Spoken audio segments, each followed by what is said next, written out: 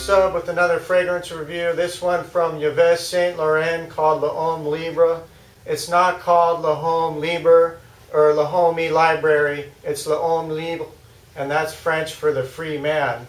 I'm going to go ahead and read from the card that they issue with the fragrance. A very addictive fragrance of contrast that embodies the elusive charm of a daring adventure. The green vegetal freshness of basil and violet leaf is enhanced by sharp and fusing spicy notes of nutmeg and pink pepper.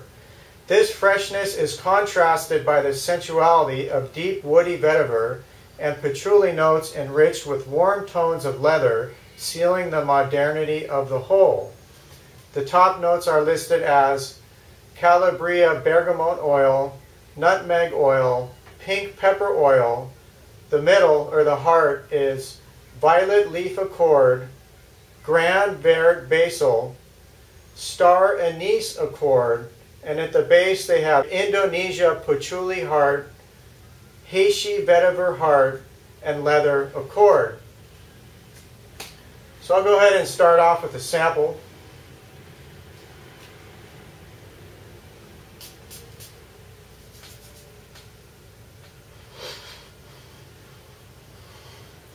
Okay, it's the same as it ever was. For this one, it's really interesting because I can't get away from the smell of a magazine.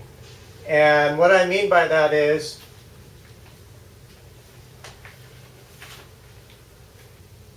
take a magazine, any magazine, that smell you get from the sample page in the magazine.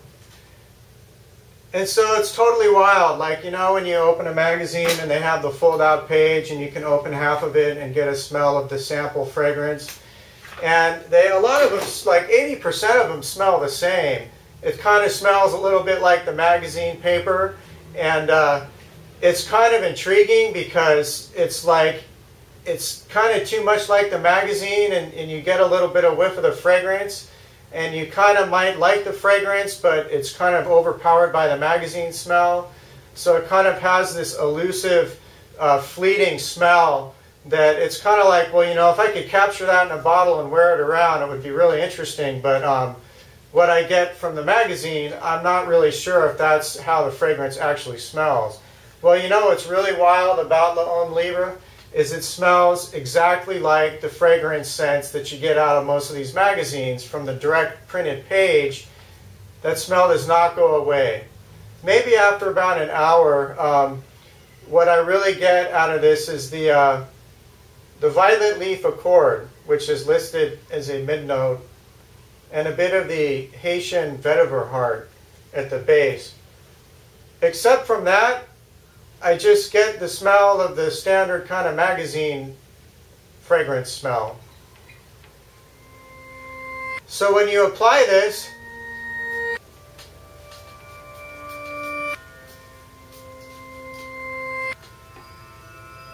you know, it doesn't matter how you apply it, how, where, how many times on your skin or your clothes, the smell is always the same. So what is my ultimate score?